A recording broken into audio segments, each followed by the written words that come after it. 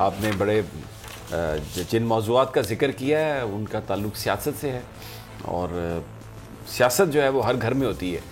उसने कहा था लेनिन ने कि अगर आप सियासत से बचना चाहते हैं और आप किसी घर के कमरे में जाके छुप जाएं तो यकीन करें वो सियासत उस कमरे के दरवाजे पर आके दस्तक देगी, because everything is politics. This governance, आपकी ज़िंदगी का एक एक लम्हा जो है वो सियासत से जुड़ा हुआ है, क्योंकि जो आपके इर्द गिर्द चीज़ें गवर्न हो रही हैं वो सियासत से हो रही हैं, गवर्नमेंट से हो रही हैं। तो इसलिए अगर कोई बंदा ये कहे ना कि जी ओ जी मैं तो सियासत पे मैं तो हिस्सा नहीं लेता, जी मैं तो सियासत पे बात नहीं करता, मैं तो कारोबारी आदमी हूँ, तो उससे बड़ी कोरोना ही है एक तरह की सियासत भी के लिए। इससे बड़ी स्टुपिडिटी कोई नहीं है। आप इसका मतलब ये है कि वो जैसे कहते हैं ना कि कबूतर वो आंखें बंद भी कर ले तो इसका ये मतलब थोड़ी है कि आपकी वो बिल्ली से जान छूट गई, ऐसा कुछ नहीं है।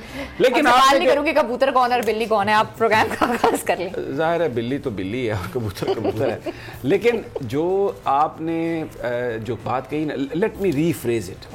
आपने कहा कि शहबाज शरीफ साहब गिरफ्तार होंगे कि नहीं, लेकिन मेरा ख्याल ये है कि बुनियादी तौर पर इशू ये है कि पाकिस्तान की इस वक्त जो सियासत है वो बहुत ही उसमें आप ये समझें कि आपस में तनाव है। इस वक्त बात हो रही है कि जी एक पॉलिटिकल हार्मनी होनी चाहिए, ये जो क्राइसिस है सारा इससे निकलने के लिए।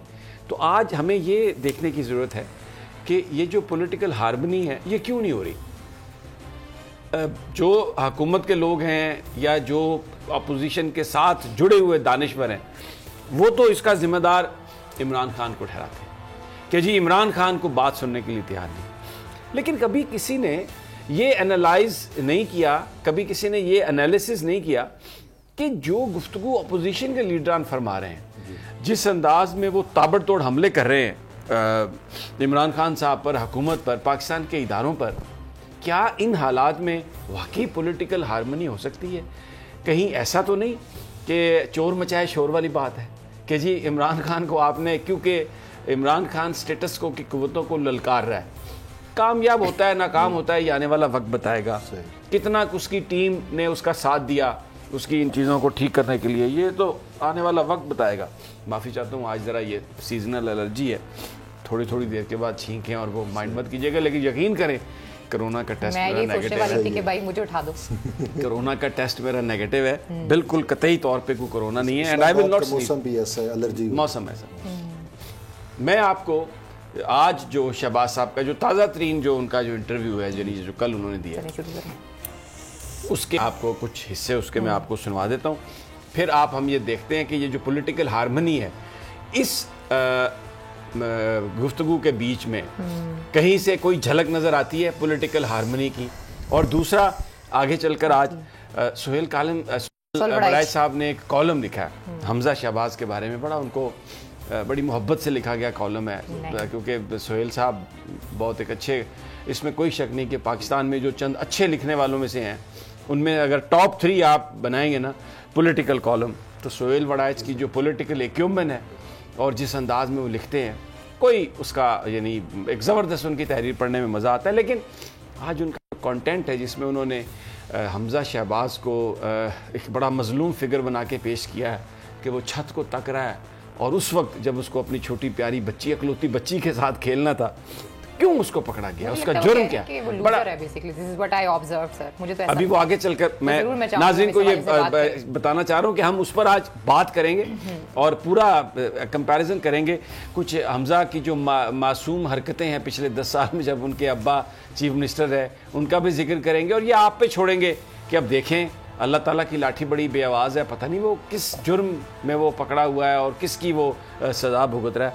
लेकिन सबसे पहले जो ये पॉलिटिकल हार्मनी के दाई हैं, ये जो मुस्लिम लीग नून के लोग ये कहते हैं कि जी इमरान खान की वजह से इस सियासत में मुफाहमत नहीं हो रही, और ये जो इस वक्त मुल्की हालात है उनमें तो सियासतदानों को और हुकूमत को एक पेज पे होना चाहिए, और ये बजाय इसके कि कोरोना से मिलकर लड़ते, ये मीर शकील रहमान से लड़ रहे हैं, ये नवाज शरीफ से लड़ रहे हैं, ये शहबाज शरीफ से लड़ रहे हैं। ज़रा शहबाज शरीफ साहब की जो गुफ्तगू है, जिस अंदाज में वो गुफ्तगू कर रहे हैं वो सुनते हैं, फिर उसके बाद तैयब और अलीना आपसे बात करते हैं कि ये पॉलिटिकल हार्मनी वाकई शहबाज शरीफ साहब का भी एजेंडा है या नहीं। सुनाइए जी।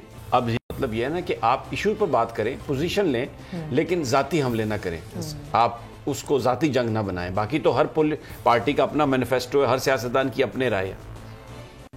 ईगोइस्टिक हैं, बड़े अनापरस्त हैं, दिमाग का चेंबर खाली है। ये इसको पंजाबी में अगर मैं इसकी ट्रांसलेट करूं तो वो जो अल्फाज हैं मैं बयान नहीं कर सकता, इसलिए कि वो लगानी पड़ेगी बीप वगरना पैमरा एक 10 लाख रुपए का नोटिस भेज देगा। ठीक है, नहीं, मैं इस वक्त शहबाज शरीफ जो कहना चाह रहे हैं, फिर मैं आपको एक बात बताऊं। अब ये पॉलिटिकल हार्मनी के जो दाई हैं, इनके जो दानिश्वर हैं और इनका जो हामी मीडिया है और ये इनके जो सियासतदान बातें करते हैं कि मफामत की सियासत होनी चाहिए थी। इमरान ये है वो नैब न्याजी गठजोड़, ठीक है। और यानी ये जो पाकिस्तान का इंडिपेंडेंट इदारा है उसको कह रहे हैं कि उनका आपस में गठजोड़ है। और दूसरा ये कहते हैं इमरान खान न्याजी। ये न्याजी इसलिए नहीं कहते कि किसी को पता नहीं है कि ये इमरान खान मियाँ वाली से हैं और इनका ताल्लुक न्याजी कबीले से, इसलिए नहीं कहते। ये पता क्यों कहते हैं? क्योंकि जनरल न्याजी जो थे उन्होंने ईस्ट पाकिस्तान में हथियार फेंके थे। ये जब ये बात करते हैं ना कि इमरान खान न्याजी, नैब न्याजी गठजोड़, ये उस वक्त इनका ये जो कंटेम्पचुअस जिस अंदाज में ये बात करते हैं ना, ये सिर्फ पाकिस्तान के जवानों पर, पाकिस्तान की फौज पर, पाकिस्तान के जो हमारे बहादुर सपूत हैं उन पर ही हमला करते हैं। देखिए, मुझे भी पता है और आपको भी पता है कि 1971 की जो लड़ाई थी उसमें किस तरह एक साजिश हुई, उसमें पूरी दुनिया भारत के साथ मिली और वो 1000 मील का आपस में फासला था जिसमें हम उसका निशाना बने। हमारी फ़ौज को बदनाम किया गया, हमारी एजेंसियों को बदनाम किया गया, कहीं कुछ ना कुछ खराबियां भी थीं, लेकिन जो बताया कि ये कहा जाता है ना कि सिंपल एक सिर्फ वजह ये थी कि वहाँ पर पाकिस्तान की फ़ौज ने जी बड़ा जुल्म किया। ये खुद नरेंद्र मोदी माना, ये भारतीय जर्नैल माने कि हमने अपने एजेंट्स को पाकिस्तानी फ़ौज की वर्दियां पहनाकर मशरकी पाकिस्तान में भेजा। उन्होंने रेप किए, उन्होंने जुल्म किए, उन्होंने वहाँ पर इंटेलेक्चुअल्स को खरीदा। जिस तरह आज यहाँ पर दानिश्वर मिसिंग पर्सन का मसला बनाते हैं और बलूचिस्तान का मसला जिसको इंडियन मीडिया उठाता है, तब उस वक्त ये सब कुछ किया गया। और अनफॉर्चुनेटली जो उस वक्त पाकिस्तान के हुक्मरान थे वो भी थोड़ा जनरल यहिया इन चीज़ों से आरी थे, उनके पास वो इतनी सलाहियत नहीं थी। और फिर जो उस वक्त इस्तेमाल हुआ, जिस तरह शेख मुजीबुर रहमान को भारत ने इस्तेमाल किया और जिस तरह वो एक पूरी कहानी है। अब ये मैं आपको सिर्फ इस बात पे आता हूँ कि ये शहबाज शरीफ साहब जो, और मैं ये उनके दानिश्वरों से ये सवाल करता हूँ, मुझे ये बताइए कि जो बंदा इतने ज़ाती हमले करता है, अभी ये कहा जाता है कि शहबाज शरीफ साहब बड़े एक समझदार आदमी हैं और वो एस्टेब्लिशमेंट को बड़े काबिल कबूल हैं, उनके अंदर सबको साथ लेकर चलने की सलाहियत है। और वो जो बातें करते हैं, और आसमत शराजी के इंटरव्यू में वो कह रहा है, क्या कह रहा है? ये अनापरस्त है, मगरूर है, इगोइस्टिक है और इसके दिमाग का खाना खाली है। यानी ये, मैं अब उसको पंजाबी में तर्जमा नहीं करना चाहता। और फिर उसमें हमला पाकिस्तान की फौज पर, और इल्जाम किस पर है? इल्जाम किस पर है? इमरान खान पर कि जी वो पॉलिटिकल हार्मनी नहीं होने देते। ये पॉलिटिकल हार्मनी नैब न्याजी गठजोड़ के नैब के मुकदमे आप खत्म करें। इमरान खान से ये कहा जाए कि जनाब इसका, ये देखिए ये जो इसमें छुपा हुआ क्या है, इसमें छुपी हुई फिर एक तलवार है कि अगर ये इल्जाम लगाते हैं जी नैब न्याजी गठजोड़ है, इमरान खान जो है ना वो सब नैब से करवा रहे हैं, तो कहते हैं जी आप मिलके बात करें, नैब के मुकदमे खत्म हो गए। तो इसका मतलब है फिर अपोजिशन की जो पिछले 2 साल से जो बात वो कर रहे हैं कि उनकी पॉलिटिकल विक्टिमाइजेशन हुई है और इमरान खान ने, ये हुकूमत ने सब कुछ कराया, फिर तो वो दुरुस्त साबित हुआ ना। ये इट्स ए कैच। ये कोई पॉलिटिकल हार्मनी, मैं खत्म कर लूं फिर मैं, ये कोई पॉलिटिकल हार्मनी की बात नहीं है।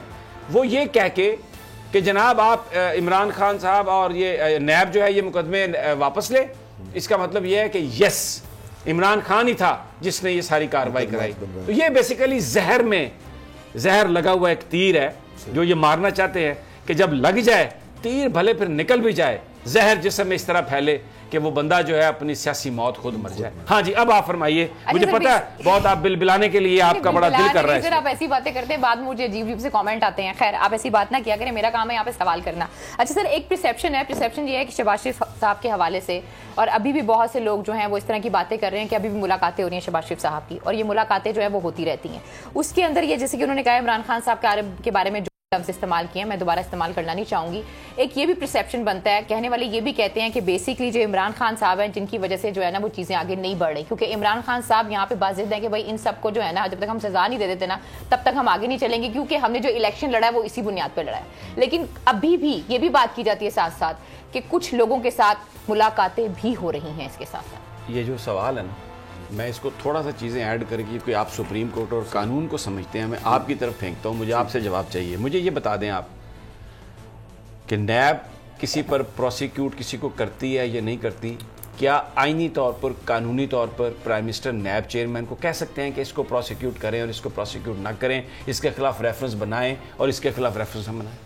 सर, नैब जो है वो आज़ाद और ख़ुद मुख्तार इदारा है, उसके पास सबूत आते हैं, वो अपने तौर के ऊपर कार्रवाई करता है, ना ही वक्त का वज़ीर आज़म और ना ही कोई और अथॉरिटी नैब के ऊपर कानूनी तौर के ऊपर या उसके ऊपर असरअंदाज हो सकती है, ना उसे डिक्टेट कर सकते हैं। नैब की अपनी जुरिस्डिक्शन है और वो नैब के आर्डिनल तयशुदा है, और इवन कि हर चीज़ आर्डिनेंस के अंदर है कि किस तरीके से रेफरेंस दायर करना है, किस मौके पे रेफरेंस दायर करना है और कब उनका ट्रायल करना है और कब उनका चलान देना है और किस तरीके से इन्वेस्टिगेशन करनी है। ये सारा कुछ नैब आर्डिनेंस के अंदर तयशुदा है। आप ये इल्ज़ाम नहीं दे सकते कि कोई हुकूमत, वक्त का वज़ीर आज़म या कोई भी जो है इल्ज़ाम की बात नहीं है। देखिए, इसमें जो दो बड़ी पॉलिटिकल पार्टीज बात कर रही हैं, एक पीपल्स पार्टी और एक नून लीग है, जो ये कहती है कि पॉलिटिकल इंजीनियरिंग के लिए दोनों अक्यूज्ड हैं, ठीक है, पॉलिटिकल इंजीनियरिंग के लिए होता है। अब ये जो सारी ये जो पार्टीज हैं ये अपने अपने वक्त में इक़्तिदार में रही हैं और वज़ीर आज़म भी रहे हैं, और इनका यही मानना है, इनडायरेक्टली और डायरेक्टली भी ये मानते हैं कि जब हम इक़्तिदार में थे तो हम पीपल्स पार्टी का एहतसाब करते थे, और जब नून लीग में थी, जब पीपल्स पार्टी इक़्तिदार में थी तो वो नून लीग का एहतसाब करती थी। बात तो वो अब दोबारा से वही कर रहे हैं कि भाई ये बेसिकली नैब का जो कॉन्सेप्ट है वो है ही यही कि आपने पॉलिटिकल इंजीनियरिंग करनी है, और चौधरी शुजात साहब वगैरह वगैरह ने भी ये बात की है। चलें सबको छोड़ दें, उनके इतिहास भी कह रहे हैं। एक चीज मैं ऐड कर देता हूं ताकि चीजें सामने होते रहें। मुझे ये तैयब आप बताइए, आप सुप्रीम कोर्ट में आते जाते हैं, ये जो मुकदमात हैं सारे, ये जो मामलात हैं जिनके ऊपर इन्वेस्टिगेशन हुई है, कोई अभी जो लेटेस्ट अभी जो रेफरेंस फाइल होने होंगे उसके अलावा जिनमें सज़ा हुई है, जिनमें जो भी मामलात हुए हैं, वो कोई इमरान खान साहब की हुकूमत ने उसको ऑथोराइज किया? नहीं। तो फिर अगर इमरान खान ने ये, मैंने इसमें ऐड किया है, तो और ये जो पॉलिटिकल इंजीनियरिंग का जो बयान है, इसको जो सवाल में ये चीजें ऐड है ना, मुझे इसका जवाब दे दें। सर, बात ये है कि जो शरीफ फैमिली के खिलाफ केसेस चल रहे हैं, ये तो इमरान खान की हुकूमत से बहुत अरसा पहले के बनाए हुए हैं, ठीक है ना, और ये केसेस वो बहुत पहले से चल रहे थे। और आपको भी याद है कि जब मुशर्रफ दौर था, ये उदैबिया पेपर मिल, रमज़ान शुगर मिल, और ये उस कुछ इन्वेस्टिगेशन नैब उस टाइम भी कर रही थी, लेकिन वो पॉलिटिकल आप समझ लें कि इक़्तिदार की अपनी मुसलतें होती हैं, तो उसकी वजह से मामलात जो है वो स्टे। सबको पता है कमर ज़मान चौधरी साहब मेरे बड़े अच्छे दोस्त हैं। जी सर, उनके बारे में जस्टिस साहब ने कहा था, सुप्रीम कोर्ट में मैं मौजूद था, वो जो रिटायर हो गया लाहौर से जज थे, जो पनामा केस में भी थे, जिन्होंने ये कहा था कि आज आपने नैब को यहाँ पे दफन कर दिया। जब नैब के चेयरमैन ने ये कहा कि हमने ये सोचा कि अगर हम शरीफ खानदान की इन्वेस्टिगेशन करते हैं तो ये नैब पर धब्बा होगा, तो उसने कहा था, उन जस्टिस साहब ने, मैं नाम भूल गया उनका, जिनको हार्ट अटैक भी हुआ था, अजमत शेख साहब, उन्होंने ये कहा था, जस्टिस अजमत साहब ने, कि आज आपने नैब को सुप्रीम कोर्ट में दफन कर दिया। फर्क सिर्फ ये है कि माजी में देखिए ना, ये कमर ज़मान चौधरी साहब को पीपल्स पार्टी और नवाज शरीफ मिलकर लाई थी, क्योंकि आइन के तहत इन्होंने आपस में मिलकर लाना था। जस्टिस जावेद इकबाल साहब भी इन्हीं की वजह, लेकिन ही ऑप्टेड टू बिकम इंडिपेंडेंट। उन्होंने किसी से एडवाइस लेने से इनकार कर दिया।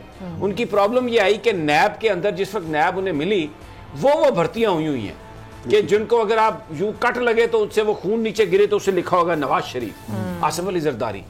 फिर जानबूझकर जो इन्वेस्टिगेशन थी उसको खराब किया गया। Prosecution played a havoc with the cases. अदालतों में जाके जिस अंदाज में नैब के वो प्रोसिक्यूटर जिनको कमर ज़मान चौधरी ने हायर किया था, जो पिछली हुकूमत के मफादात के ताबे थे, उन्होंने हर केसेस को बर्बाद किया, जिस पर सुप्रीम कोर्ट ने बार बार ये कहा कि हमें शर्म आती है, ये नैब क्या कर रही है। देखिए, ये वो नैब के ये उन अफसरान की वजह से, उन इन्वेस्टिगेटर्स की वजह से जिनको माजी में भर्ती किया गया, और उनको भर्ती इसलिए किया गया था, एक तो उनकी लॉयल्टी, दूसरा वो इनकॉम्पिटेंट थे, और फिर उसके बाद में आपको हुसैन असगर साहब जब आए तो उनके जिम्मे ये काम दिया गया, because he is one of the top investigator.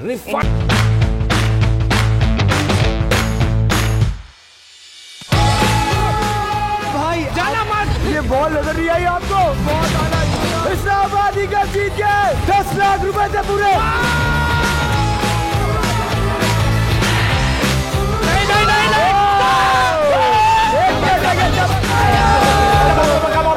गोलगप्पे गोल गोलगप्पे गोलगप्पे गप्पे गोल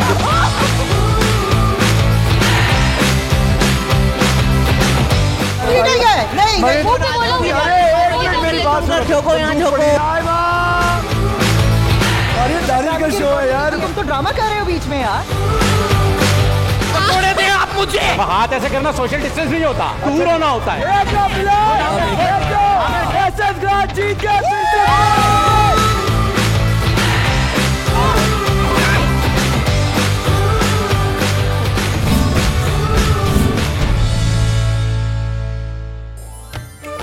गेम शो ऐसे चलेगा लीग रोजाना 7:30 बजे सिर्फ बोल एंटरटेनमेंट पर।